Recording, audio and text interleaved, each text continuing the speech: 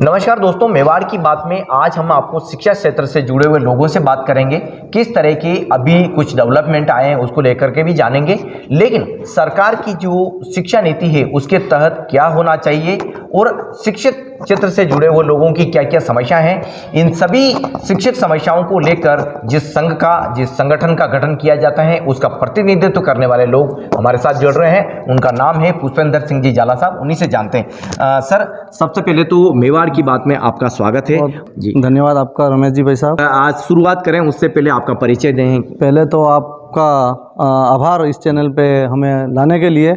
मेवाड़ राजस्थान शिक्षक राष्ट्रीय जो एक राष्ट्रवादी विचारधारा का संगठन है, शिक्षक समाज और शिक्षार्थी तीनों को लेकर के यह संगठन जो काम करता है, शिक्षक शिक्षार्थी और समाज तीनों के जुड़ करके राष्ट्रवादी विचारधारा का संगठन है जी। तो निश्चित रूप से हम शिक्षकों के लिए ही नहीं लड़ते हैं। यह संगठन का गठन किया गया है तो इसका एक बृहद स्तर है, उप शाखा से लेकर के प्रदेश तक हमारी एक कार्यकारिणी बनी हुई है, जिला शाखा, प्रदेश शाखा, और ये एक बृहद संगठन है। इसके 1,65,000 के लमसम पूरे राजस्थान की प्रदेश की हमारी सदस्यता है इसकी। तो ये एक बहुत बड़ा संगठन है, लेकिन हम ये चाहते हैं कि हम केवल शिक्षकों की समस्याओं को लेकर के ही हमेशा संघर्षरत नहीं रहते हैं, बल्कि समाज में जो विभिन्न सामाजिक सरोकार हैं उसके लिए भी हमारा संगठन हमेशा तत्पर रहता है, और जो हमारे सामने तात्कालिक समस्याएं आती है उसको संगठन हमेशा उठाता रहता है। अभी आपने देखा होगा कोरोना काल, तो कोरोना काल में भी राजस्थान शिक्षक राष्ट्रीय के सदस्यों ने पुरजोर तरीके से, अच्छे तरीके से इस कार्य को निभाया था, क्योंकि हम सामाजिक सरोकारों से जुड़ा रहते हैं।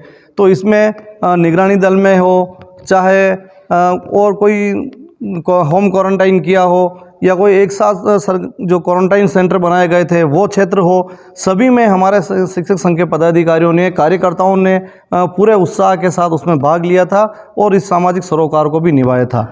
वर्तमान में कुछ समस्याएं हैं, उसको लेकर के प्रदेश के आह्वान पर एक 11 सूत्री मांग पत्र जो हमने प्रदेश ने तय किया था, उसका विस्तृत ब्यौरा मैंने अभी आपके सामने प्रेस वार्ता में रखा था। जो मोटे मोटे रूप से हैं कि एक तो 7वां वेतन आयोग लागू किया गया था, तो उसमें जो कमियां रही थी उसके लिए पूर्ववर्ती भाजपा सरकार ने डॉक्टर सामंत कमेटी बनाई थी। उसके बाद अभी वर्तमान सरकार ने आईएएस खेमराज जी चौधरी की अध्यक्षता में कमेटी का गठन किया था। तो उन दोनों कमेटियों ने अपने जो सुझाव हैं या प्रस्ताव हैं वो राज्य सरकार को सौंपे हैं। तो हमारा संगठन मांग करता है कि उन जो भी सुझाव दिए गए हैं उनको सार्वजनिक किए जाए। एक एसीपी जो दिया जाता है 9, 18, 27 और 10, 20, 30 का, तो उसके स्थान पर हम चाहते हैं कि 8, 16 और 24 और 32 वर्ष का एसीपी दिया जाए। उसके साथ जो गैर शैक्षिक कार्य है, मोटे रूप से गैर शैक्षिक कार्य हैं, बहुत सारे विद्यालय बीएलओ कार्य में लगा रखे हैं, तो वो राष्ट्रीय कार्य का नाम देकर के करवाया जाता है, लेकिन बीएलओ में लगने से हमारे विद्यालय में निश्चित रूप से पढ़ाई पर बहुत बुरा प्रभाव पड़ता है, क्योंकि जब व्यक्ति पूरे दिन इधर उधर घूमता रहता है बीएलओ का कार्य करने के लिए, तो निश्चित रूप से जो एक शिक्षक का जो मूल उद्देश्य है, मूल कार्य के लिए जिसको हमें लगाया गया है बच्चों को पढ़ाने के लिए, वो काम हम नहीं कर पाते हैं, बाधित होता है। तो जितने भी गैर शैक्षिक कार्य हमारे से करवाए जाते हैं शिक्षकों से, उससे राज्य सरकार से हमारी ये मांग रहती है कि उनको गैर शैक्षिक कार्यों से मुक्त किया जाए। वरीयता में भी रोका जाता है और यदि पदोन्नति में रोका जाता है तो किस तरह की दिक्कतें आती हैं? ये 3 संतान वाला मुद्दा है। केंद्र सरकार में दोनों में से या तो वरीयता में रोका जाता है या फिर उसको एक एसीपी का लाभ नहीं दिया जाता, लेकिन राजस्थान सरकार में दोनों का ही उसको रोका जाता है। न तो उसको पदोन्नति दी जाती है 3 संतान पे, न ही उसको एसीपी का लाभ दिया जाता है। तो हम ये चाहते हैं संगठन के माध्यम से कि एक लाभ को रोका जाए और ये दोनों ही लाभ केंद्र के समान किया जाए हमारे इसमें, ताकि जो है वो आर्थिक रूप से जो नुकसान हो वो नहीं हो रहे। आपने सरकार को किस किस तरह का अभी कुछ इसमें लिखित में दिया है और क्या कुछ आश्वासन मिल रहे हैं? राज्य सरकार को हमारे प्रदेश नेतृत्व ने 11 सूत्री मांग पत्र में इसको भी सम्मिलित किया है, इस बिंदु को, और ये जो मांग पत्र है वो प्रदेश नेतृत्व ने राज्य सरकार के सम्मुख रखे भी हैं। उसके साथ अभी हमने एक कार्यक्रम चलाया था प्रदेश के आधार पर, नेतृत्व के आह्वान पर, कि जो भी ये जो 11 सूत्री मांग पत्र है पूरे प्रदेश में जितने भी हमारे विधायक महोदय हैं उनको उप शाखा के माध्यम से ज्ञापन प्रेषित किए गए हैं अभी 9 मार्च तक। अब तीसरे चरण में हमने प्रेस वार्ता आज पूरे प्रदेश में जो जिला मुख्यालय पर रखी है, इसके बाद भी अगर राज्य सरकार हमें से वार्ता नहीं करती है, नहीं बुलाती है, तो निश्चित रूप से प्रदेश इस पर निर्णय करेगा और आगे जो भी आंदोलन की राह अपनानी पड़ेगी वो संगठन अपनाएगा। ये आपके अधिकार हैं, उसके लिए आप शिक्षक क्षेत्र में जुड़े हुए लोगों के लिए लड़ते हैं, लेकिन शिक्षा में वर्तमान में कितना बदलाव आप देखा जा रहा है? मैं आपको बताना चाहूँगा कि अभी एक राज्य सरकार की बहुत ही अच्छी योजना है महात्मा गांधी योजना, लेकिन आनन फानन में इन स्कूलों को महात्मा गांधी अंग्रेजी मीडियम में चेंज किया गया है, लेकिन न तो वहाँ कोई साधन सुविधाएं उपलब्ध है, न वहाँ कोई अस्थायी जो होना चाहिए संसाधन वो भी नहीं है, न मानवीय पक्ष है वहाँ पे, क्योंकि जितना ये होना चाहिए था अब भर्ती की है। तो अभी राज्य सरकार ने संविदा के आधार पर 10,000 पदों की घोषणा करी है, तो हम चाहते हैं कि वो पदोन्नति अस्थायी पदोन्नति हो और उनको अंग्रेजी माध्यम विद्यालय में स्थापित किया जाए।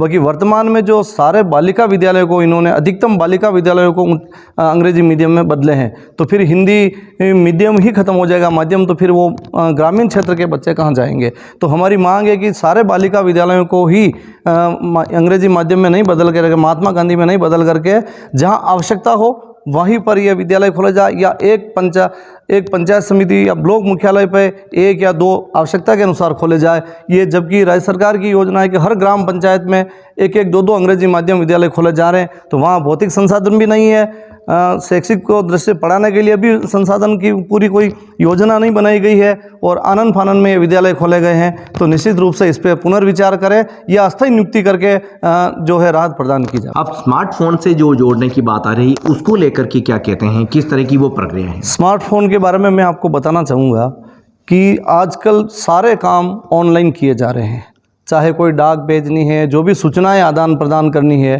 तो वो जो PDF होते हैं वो एक स्मार्टफोन छोटे फ़ोन में नहीं खुलते हैं, या उसके ऊपर हम पूरा कार्य नहीं कर पाते हैं। तो इसके लिए हमने राज्य सरकार से भी मांग रखी है कि स्मार्टफोन या PC टैबलेट दिए जाए, तो उसकी स्क्रीन के आधार पर जो PDF हैं वो उसमें खुले और हम उसके माध्यम से सूचनाओं का तत्काल संप्रेषण कर सकें।